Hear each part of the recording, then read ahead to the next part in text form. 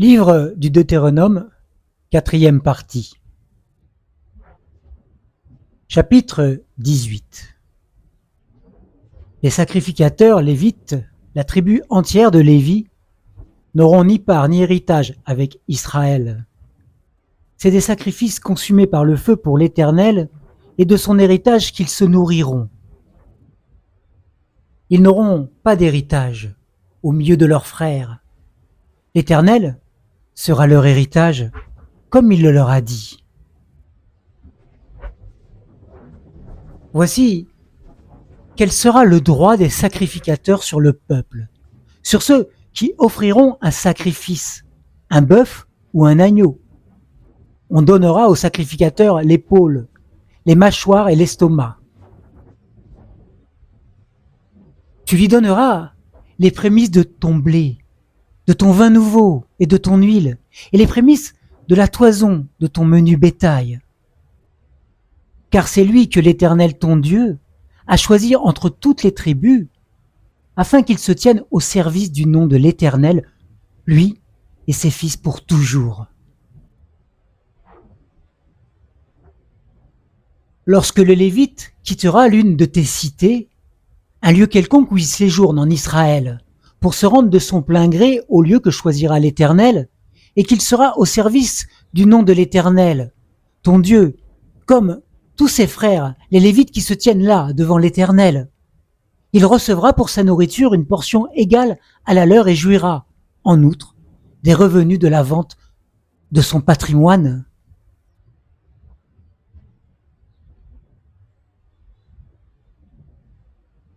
Lorsque tu seras entré dans le pays que l'Éternel, ton Dieu, te donne, tu n'apprendras pas à imiter les pratiques horribles de ces nations-là.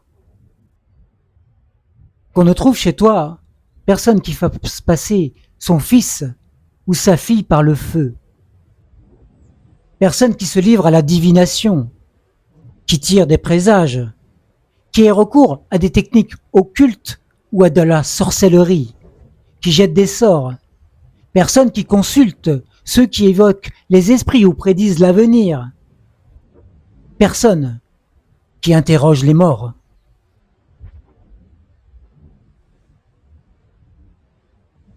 En effet, quiconque se livre à ces pratiques est en horreur à l'Éternel. Et c'est à cause de ces horreurs que l'Éternel, ton Dieu, va déposséder ces nations devant toi.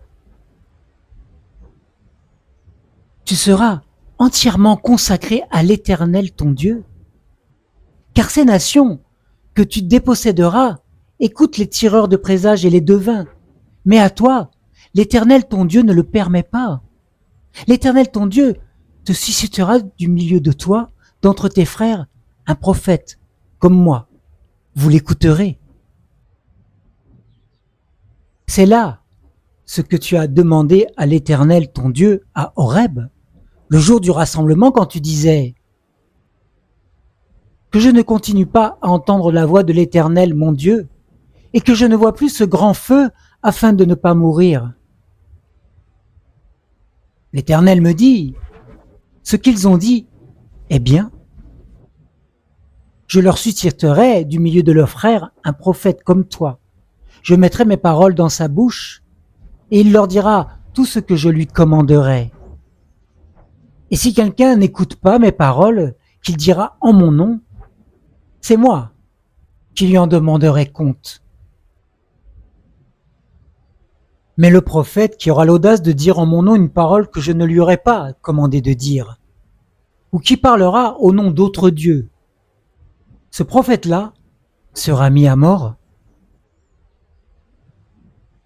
Peut-être diras-tu dans ton cœur, comment reconnaîtrons-nous la parole que l'Éternel n'aura pas dite ?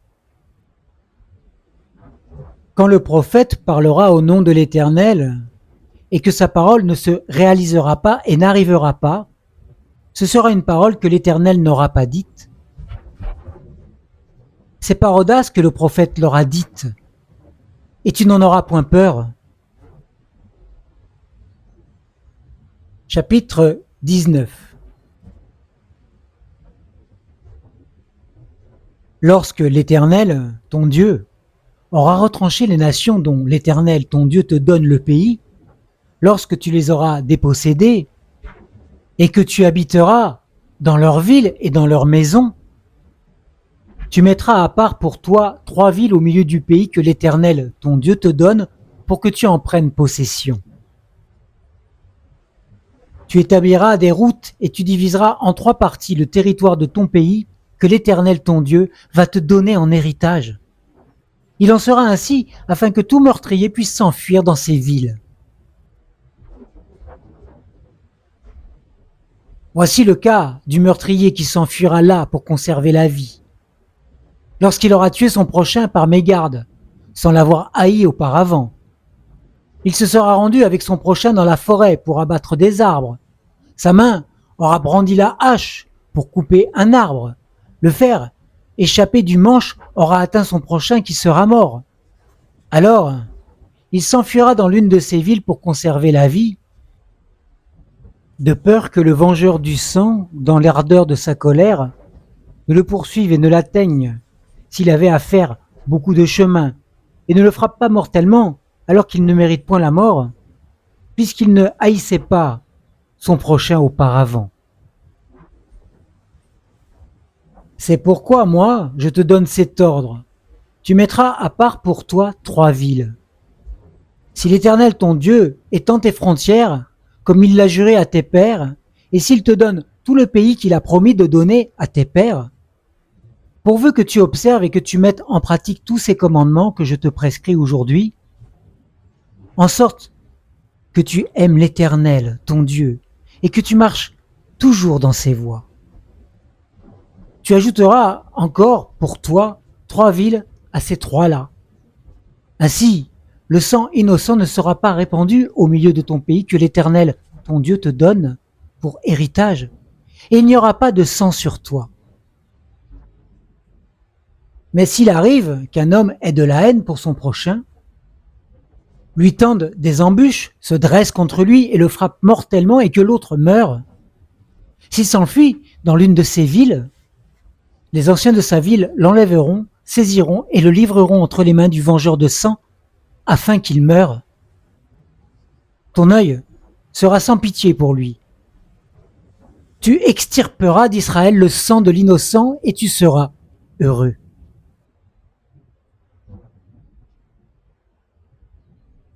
Tu ne reculeras pas les bordures de ton prochain posées par tes ancêtres dans l'héritage que tu recevras au pays que l'Éternel ton Dieu te donne pour que tu en prennes possession. Un seul témoin ne suffira pas contre un homme pour constater une faute, un forfait, un péché quelconque qu'on peut commettre. Un fait ne pourra s'établir que sur la déposition de 2 ou 3 témoins. Lorsqu'un témoin à charge se dressera contre quelqu'un pour l'accuser d'un crime, les 2 hommes en contestation se tiendront devant l'Éternel, devant les sacrificateurs et les juges en fonction ces jours-là. Les juges feront une enquête sérieuse. Le témoin, est-il un faux témoin? A-t-il fait contre son frère une fausse déposition? Alors vous le traiterez comme il avait dessein de traiter son frère. Tu extirperas ainsi le mal du milieu de toi. Les autres l'apprendront et auront de la crainte, et l'on ne commettra plus un acte aussi criminel au milieu de toi. Ton œil sera sans pitié, vie pour vie, œil pour œil, dent pour dent, main pour main, pied pour pied. Chapitre 20.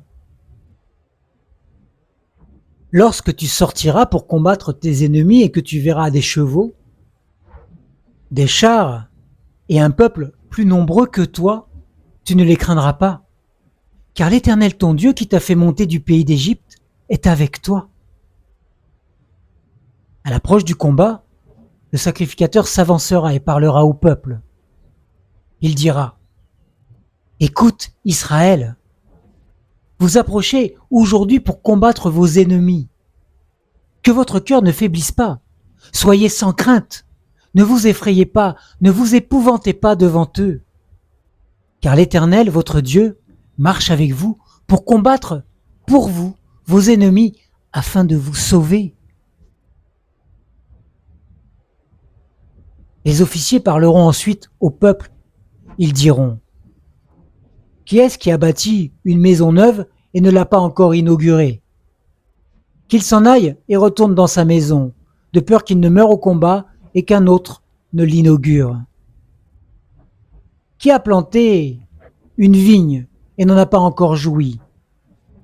Qu'il s'en aille et retourne dans sa maison, de peur qu'il ne meure au combat et qu'un autre n'en jouisse. Qui est-ce qui s'est fiancé avec une femme et ne l'a pas encore prise?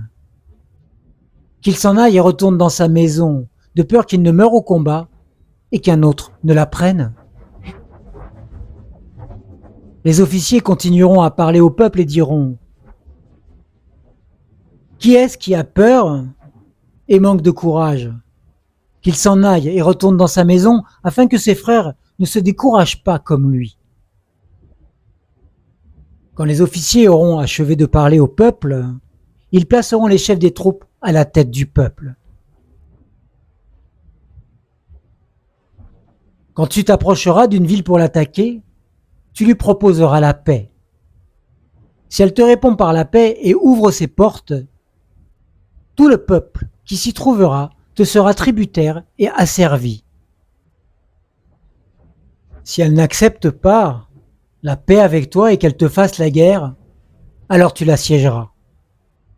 L'Éternel ton Dieu la livrera entre tes mains et tu en feras passer tous les mâles au fil de l'épée.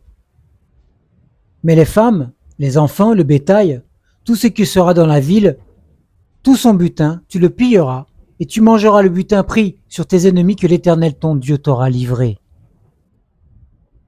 C'est ainsi que tu agiras à l'égard de toutes les villes qui sont très éloignées de toi et qui ne font point partie des villes de ces nations-ci. Mais dans les villes de ces peuples dont l'Éternel ton Dieu te donne l'héritage, tu ne laisseras la vie à rien de ce qui respire.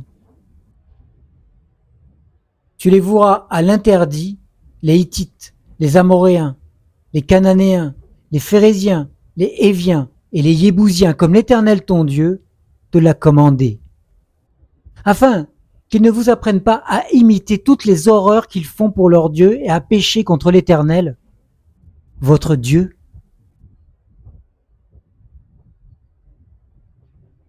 Si tu assièges pendant longtemps une ville pour l'attaquer et t'en emparer, tu ne détruiras pas les arbres en y brandissant la hache.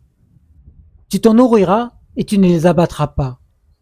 Car l'arbre de la campagne est-il un homme pour subir un piège de ta part? Mais tu pourras détruire et abattre les arbres dont tu reconnaîtras qu'ils ne sont pas des arbres servant à la nourriture, et en construire des retranchements contre la ville qui te fait la guerre, jusqu'à ce qu'elle succombe.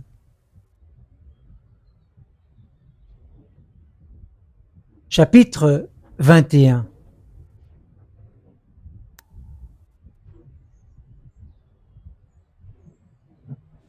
Si dans le territoire dont l'Éternel ton Dieu te donne la possession, l'on trouve un homme blessé à mort gisant dans la campagne, sans que l'on sache qu'il l'a frappé, tes anciens et tes juges iront mesurer les distances à partir du cadavre jusqu'aux villes des environs. Quand on aura déterminé la ville la plus voisine du cadavre, les anciens de cette ville prendront une génisse qui n'est pas servie au travail et qui n'est pas porté le joug. Les anciens de cette ville feront descendre la génisse vers un torrent intarissable où il n'y a ni culture ni semence. Et là, ils briseront la nuque de la génisse dans le torrent. Alors s'approcheront les sacrificateurs, fils de Lévi, car l'Éternel ton Dieu les a choisis pour être à son service et pour donner la bénédiction au nom de l'Éternel. Et ce sont eux qui doivent prononcer sur toute contestation et sur tout dommage corporel.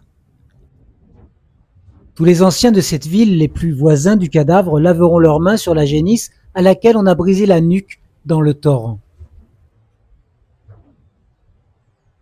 Ils feront une déclaration en ces termes: nos mains n'ont pas répandu ce sang, et nos yeux ne l'ont pas vu répandre. Fais l'expiation, ô Éternel, pour ton peuple d'Israël, que tu as libérés, ne demande pas raison du sang innocent à ton peuple d'Israël. Ainsi sera faite pour eux l'expiation du sang versé. Et toi, tu extirperas du milieu de toi le sang innocent en faisant ce qui est droit aux yeux de l'Éternel. Lorsque tu sortiras pour attaquer tes ennemis, si l'Éternel les livre entre tes mains et que tu leur fasses des prisonniers, peut-être que tu verras parmi les captives une belle femme, que tu t'attacheras à elle et que tu la prendras pour femme. Alors tu l'amèneras dans l'intérieur de ta maison. Elle se rasera la tête et se fera les ongles. Elle quittera son vêtement de captive. Elle habitera dans ta maison et pleurera son père et sa mère pendant 1 mois. Après cela, tu iras vers elle, tu l'épouseras et elle sera ta femme. Si elle cesse de te plaire, tu la laisseras aller où elle voudra. Tu ne pourras pas la vendre pour de l'argent, ni la réduire en esclavage, parce que tu auras eu des rapports conjugaux avec elle. Si un homme qui a 2 femmes aime l'une plus que l'autre, et s'il a des fils de celle qu'il aime davantage et de celle qu'il aime moins, et que le premier-né soit de la femme qu'il aime moins, il ne pourra pas, quand il partagera l'héritage entre ses fils, donner le droit d'aînesse au fils de celle qu'il aime davantage, de préférence au fils de celle qu'il aime moins et qui est le premier-né. Mais il reconnaîtra pour premier-né le fils de celle qu'il aime moins et lui donnera sur tout son avoir une double part. Car ce fils est les prémices de sa vigueur et le droit d'aînesse lui appartient. Si un homme a un fils indocile et rebelle, qui n'écoute ni la voix de son père, ni celle de sa mère, s'il le châtie et qu'il ne lui obéisse pas, le père et la mère le saisiront et le mèneront vers les anciens de sa ville et à la porte de l'endroit où il habite. Ils diront aux anciens de sa ville, « Voici notre fils, qui est indocile et rebelle, qui n'obéit point. C'est un débauché et un ivrogne. Tous les hommes de sa ville le lapideront et il mourra. Tu extirperas ainsi le mal du milieu de toi, afin que tout Israël apprenne et soit dans la crainte. Si l'on fait mourir un homme coupable d'un péché passible de mort et que tu l'aies pendu à un bois, son cadavre ne passera pas la nuit sur le bois, mais tu l'enseveliras le jour même, car celui qui est pendu est un objet de malédiction auprès de Dieu. Et tu ne souilleras pas le territoire que l'Éternel ton Dieu te donne pour héritage.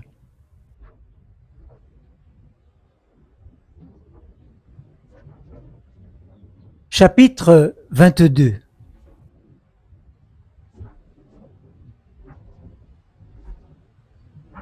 Si tu vois s'égarer le bœuf de ton frère ou son mouton, tu n'esquiveras pas, tu ne manqueras pas de les ramener à ton frère. Si ton frère n'habite pas près de toi et que tu ne le connaisses pas, tu recueilleras l'animal dans ta maison et il restera chez toi jusqu'à ce que ton frère le réclame. Alors, tu lui rendras. Tu feras de même pour son âne. Tu feras de même pour son vêtement. Tu feras de même pour tout ce que ton frère aurait perdu et que tu trouverais. Tu ne devras pas t'esquiver. Si tu vois l'âne de ton frère ou son bœuf tomber dans le chemin, tu ne t'esquiveras pas. Tu l'aideras à se relever.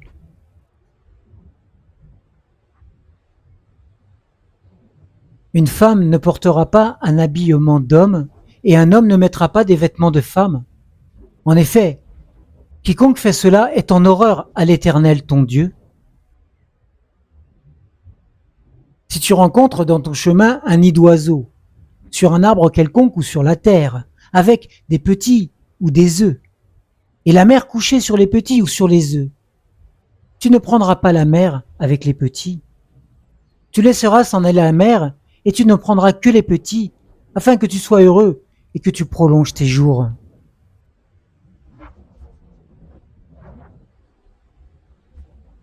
Si tu bâtis une maison neuve, tu feras une balustrade autour de ton toit afin de ne pas mettre du sang sur ta maison dans le cas où il en tomberait quelqu'un.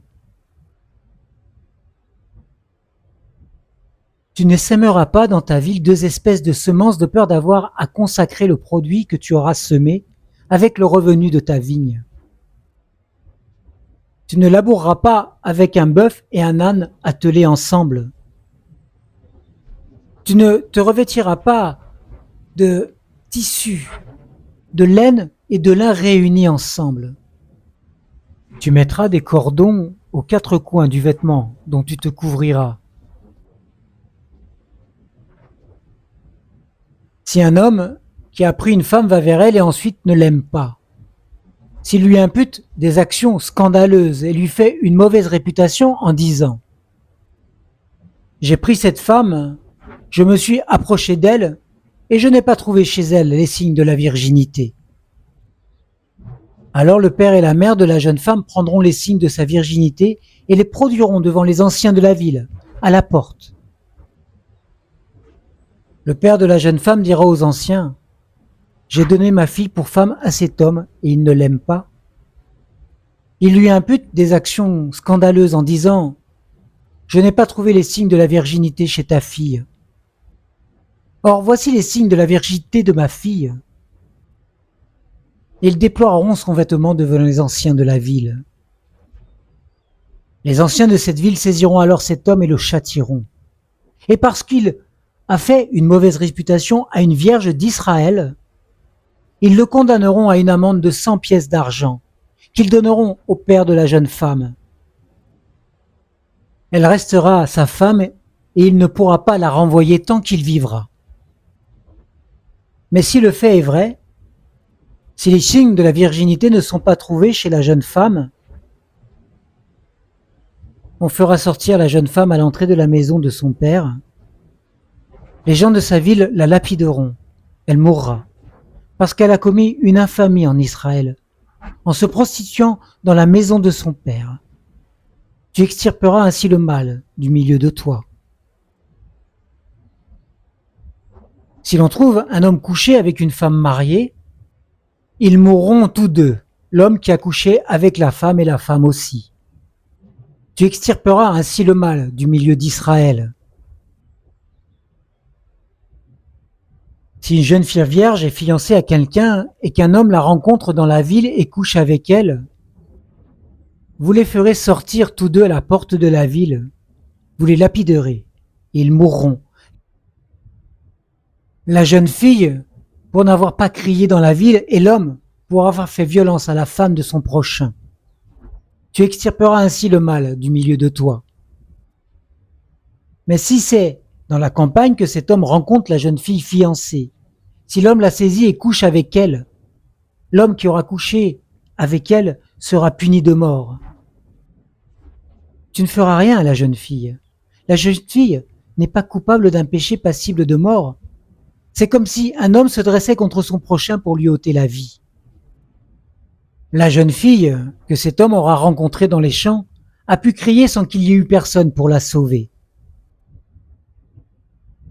Si un homme rencontre une jeune fille vierge non fiancée, l'empoigne et couche avec elle et qu'on les découvre, l'homme qui aura couché avec elle donnera au père de la jeune fille 50 pièces d'argent et, parce qu'il lui a fait violence, il la prendra pour femme et ne pourra pas la renvoyer tant qu'il vivra. Chapitre 23.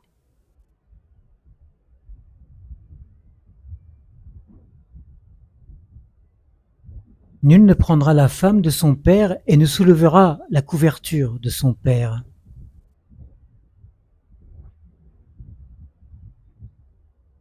Ceux dont les testicules ont été écrasés ou l'urètre coupé n'entrera pas dans l'assemblée de l'Éternel. Un bâtard n'entrera pas dans l'assemblée de l'Éternel. Même sa 10e génération n'entrera pas dans l'assemblée de l'Éternel. L'Ammonite et le Moabite n'entreront pas dans l'assemblée de l'Éternel. Même leur 10e génération n'entrera pas dans l'assemblée de l'Éternel. C'est ainsi pour toujours, du fait qu'ils ne sont pas venus au-devant de vous avec du pain et de l'eau sur le chemin lors de votre sortie d'Égypte, et parce qu'ils ont soudoyé contre toi Balaam, fils de Béor, de Pétor en Mésopotamie pour te maudire. Mais l'Éternel ton Dieu n'a pas voulu écouter Balaam.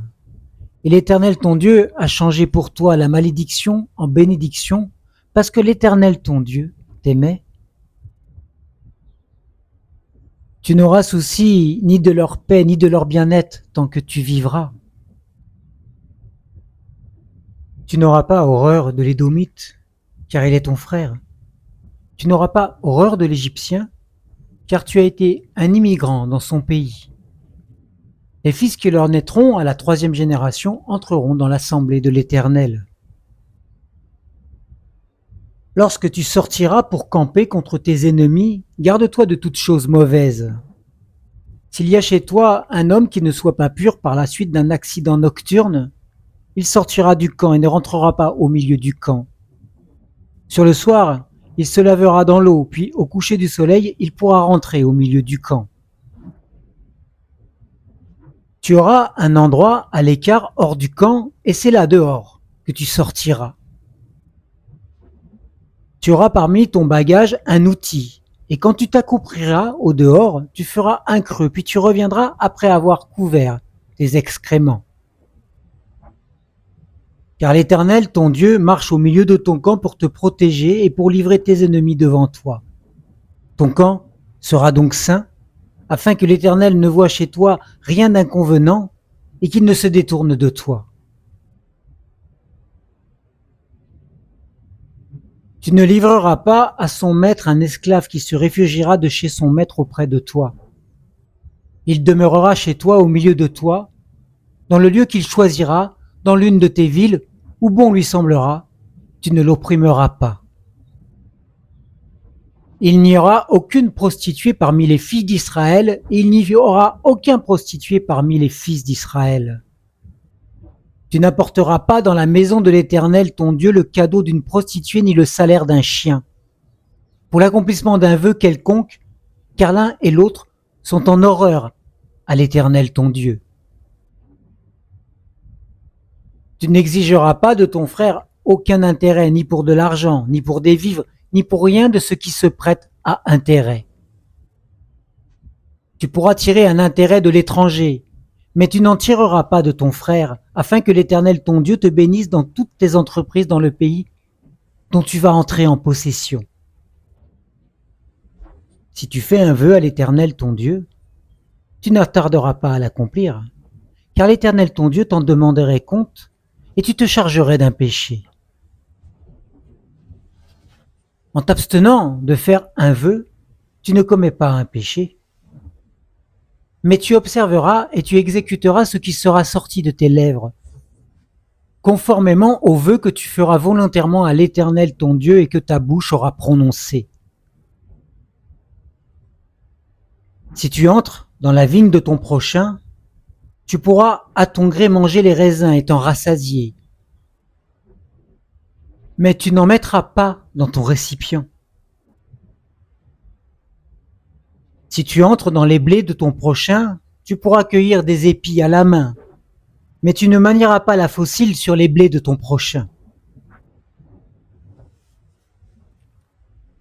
Chapitre 24.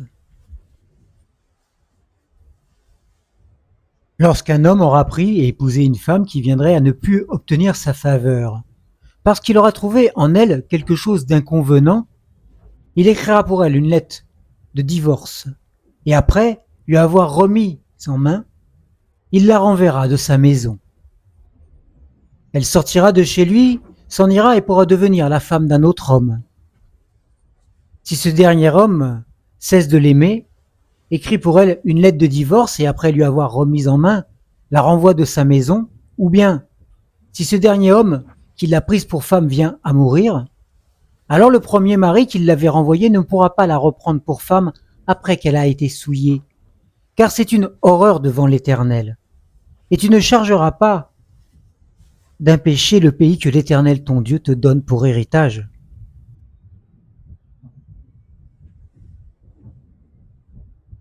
Lorsqu'un homme sera nouvellement marié, il ne partira pas à l'armée et on ne lui imposera aucune charge. Il sera exempté pour raison de famille pendant 1 an et il réjouira la femme qu'il aura prise. On ne prendra pas pour gage les 2 meules, ni la meule de dessus, car ce serait prendre pour gage la vie même. Si l'on trouve un homme qui ait dérobé en personne l'un de ses frères, parmi les Israélites, qu'il l'ait réduit en esclavage ou qu'il l'ait vendu, ce voleur sera puni de mort. Tu extirperas ainsi le mal du milieu de toi. Prends garde à la plaie de la lèpre, afin de bien observer et de faire tout ce que vous enseigneront les sacrificateurs lévites. Vous observerez et vous exécuterez les ordres que je leur ai donnés. Souviens-toi de ce que l'Éternel ton Dieu fit à Myriam pendant la route lors de votre sortie d'Égypte. Si tu fais à ton prochain un prêt quelconque, tu n'entreras pas dans sa maison pour te saisir de ton gage. Tu resteras dehors, et celui à qui tu as fait le prêt t'apportera le gage dehors. Si cet homme est pauvre, tu ne te coucheras pas en retenant son gage. Tu lui rendras le gage au coucher du soleil afin qu'il couche dans son vêtement et qu'il te bénisse. Ce sera pour toi un acte de justice devant l'Éternel, ton Dieu.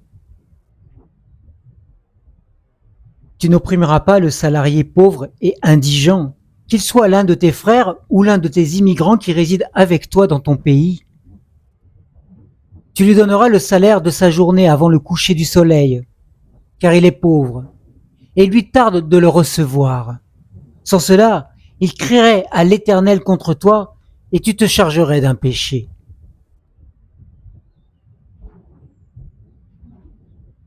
On ne fera pas mourir les pères pour les fils, et l'on ne fera pas mourir les fils pour les pères. On fera mourir chacun pour son péché. Tu ne porteras pas atteinte aux droits de l'immigrant et de l'orphelin, et tu ne prendras pas en gage le vêtement de la veuve. Tu te souviendras que tu as été esclave en Égypte, et que l'Éternel, ton Dieu, t'en a libéré. C'est pourquoi je te donne cet ordre à mettre en pratique. Quand tu feras la moisson de ton champ, et que tu auras oublié une gerbe dans le champ, tu ne retourneras pas pour la prendre. Elle sera pour l'immigrant, pour l'orphelin et pour la veuve, afin que l'Éternel ton Dieu te bénisse dans toute l'œuvre de tes mains. Quand tu secoueras tes oliviers, tu ne recueilleras pas ensuite ce qui reste. Ce sera pour l'immigrant, pour l'orphelin et pour la veuve. Quand tu vendangeras ta vigne, tu ne grappilleras pas ensuite ce qui reste. Ce sera pour l'immigrant, pour l'orphelin et pour la veuve. Tu te souviendras que tu as été esclave dans le pays d'Égypte. C'est pourquoi je te donne cet ordre à mettre en pratique. Chapitre 25. Lorsque des hommes auront un procès et se présenteront pour être jugés, on absoudra l'innocent et l'on condamnera le coupable. Si le coupable mérite d'être battu, le juge le fera étendre par terre et frapper en sa présence d'un nombre de coups proportionné à sa culpabilité. Il ne lui fera pas donner plus de 40 coups, de peur que si l'on continuait à le frapper en allant beaucoup au-delà, ton frère ne soit avili à tes yeux. Tu n'emmuselleras pas le bœuf quand il foulera le grain.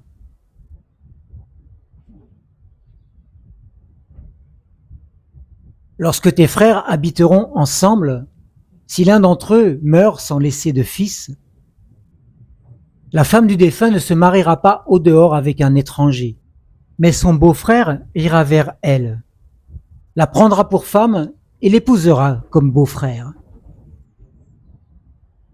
Le premier-né qu'elle enfantera portera le nom du frère défunt, afin que ce nom ne soit pas effacé d'Israël. Si cet homme ne veut pas prendre sa belle-sœur